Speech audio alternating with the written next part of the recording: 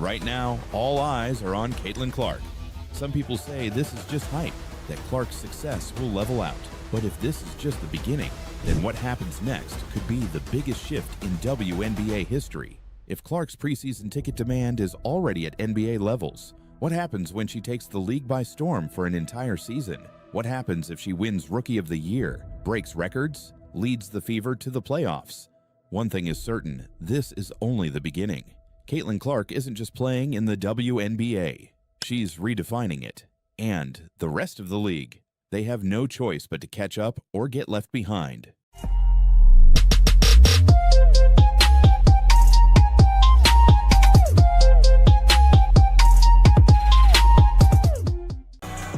Caitlin Clark makes her return home to the University of Iowa on May 4th. It wasn't just excitement, it was a frenzy. Over 14,000 tickets were completely gone before they even hit the general public. Season ticket holders and donors snatched up every single seat in just 36 minutes. Seats at the arena for the May 4th matchup between the Indiana Fever and Brazil were first offered to season ticket holders and a few top donors. Have you seen what the highest one is? I haven't. It's like 45 grand. What? Front row seats. Is that it? She gets something. She get a souvenir or something, Exactly. right? For 45,000. A signed jersey by Caitlin Clark. We knew it was a hot ticket. Yeah, but we wow. knew it would be, right? But courtside, that was another level. Some seats hit $4,800 almost immediately, and it didn't stop there. Listings began to appear for $45,000, outpricing NBA Finals tickets. Think about that. While Clark was redefining what was possible for women's basketball, the rivalry with Angel Reese kept pulling fans into a deeper debate. It wasn't just about ticket sales anymore, it was about the psychological and cultural divide between two of the biggest names in the sport, and that's when things got even more heated. Angel Reese may be playing in the league, but who wants to see a goofy 6'6" woman miss layups? Not I. Caitlin Clark and Angel Reese aren't just basketball rivals. Some analysts even argued that Clark alone had raised the worth of the entire WNBA, something no player had ever done before. This wasn't just a talented rookie making waves. This was financial proof that Clark wasn't just moving the needle, she was the needle. Caitlin Clark wasn't just popular, she was rewriting the rules of the WNBA in real time. Everything about Caitlin Clark's rise, from the ticket sales to the resale market to the cultural debates, proves one thing. The WNBA has never seen anything like her. Caitlin Clark isn't just playing in the WNBA. She's redefining it. And the rest of the league. They have no choice but to catch up or get left behind.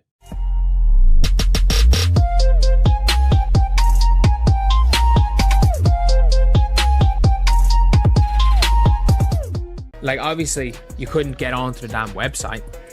It's sold out. You could have been trying to refreshing the page and not got tickets. Most of the time, it officially sold out in 40 minutes, but like, realistically, it almost crashed the website. The moment tickets for her preseason debut sold out, fans flooded resale sites, desperate for a way in. But what happened next stunned everyone. It started with a scramble. Ticket websites crashed as fans refreshed their pages over and over, hoping to secure a seat. Even those who got through weren't guaranteed a ticket. Well, it took just 1 hour for Caitlin Clark's return to Carver Hawkeye Arena to be sold out. Tickets went on sale at 9 this morning. They were all gone before general sale to the public even started. But here's the thing. This isn't just about ticket sales. It's about who really moves the needle in women's basketball. A lot of people say that Caitlin Clark moves the needle. That is wrong. She is the needle. She dictates. We all know what she's done on the floor. It's history, right? But off the floor, my goodness. And the numbers tell a story that's impossible to ignore.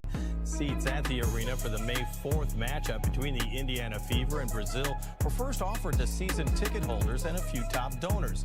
Caitlin Clark and Angel Reese aren't just basketball rivals. They represent two completely different cultural forces. Their matchup in the 2023 NCAA Championship wasn't just about basketball. It became a flashpoint for debate, with Reese taunting Clark in a moment that instantly went viral. But since then, something unexpected happened. Clark's star kept rising, while Reese struggled to keep up. Caitlin Clark wasn't just the most talked about player in women's basketball. She was now the single biggest economic force the WNBA had ever seen. One topic in sports. the face of the WNBA, Caitlin Clark. Every time this woman steps on the court, she's doing something that we've never seen before. She is officially the face of the league. There's no doubt about it. The numbers don't lie, whether it's viewership, whether it's ticket attendance. She's doing sold out. And the numbers proved it. Caitlin Clark isn't just a great player, she's a walking economy. What happened with ticket sales wasn't just hype. It was proof that Clark is the most valuable asset the WNBA has ever seen.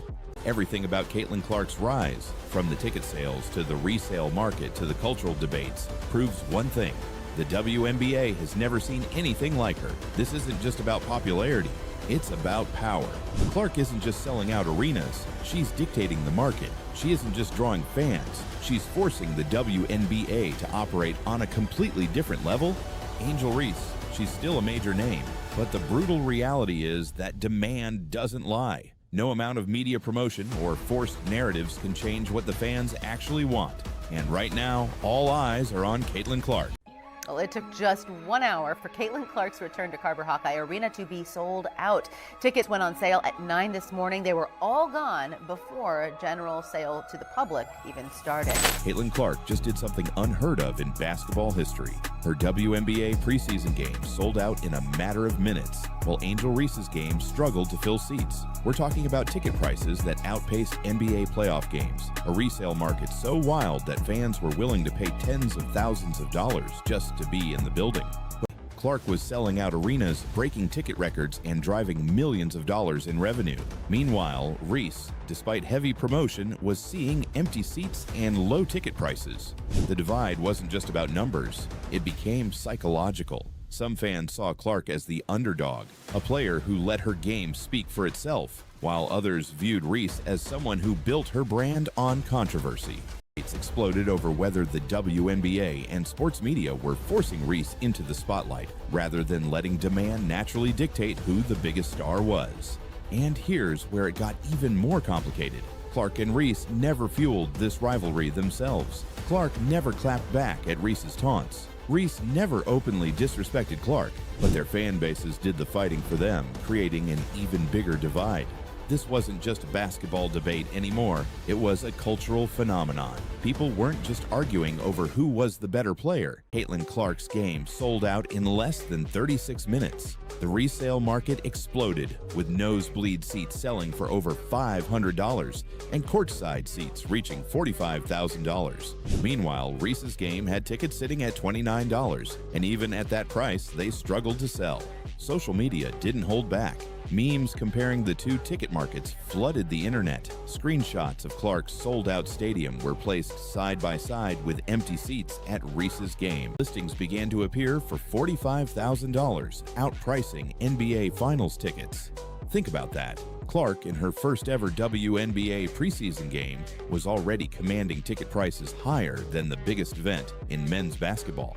They're sold out, so I really don't know what they're gonna do about this. I guess it's just kind of like one of those missed opportunities, and you know, a lot of people are saying they need to move this to a stadium because there's no doubt in Iowa, if you move this to a stadium, it would be. Every Indiana Fever game she played in was now a must-see event. Teams across the league braced for record-breaking attendance whenever the Fever came to town. Some franchises moved their games to bigger arenas just to accommodate the overwhelming demand.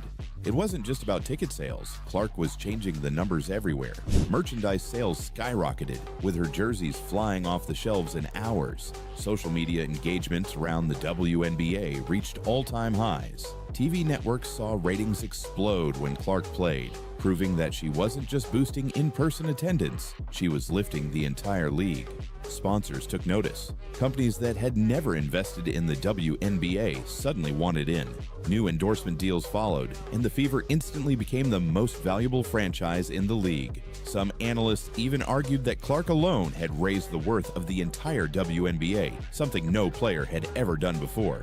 This wasn't just a talented rookie making waves. It quickly became clear that it wasn't real demand, it was just artificial inflation.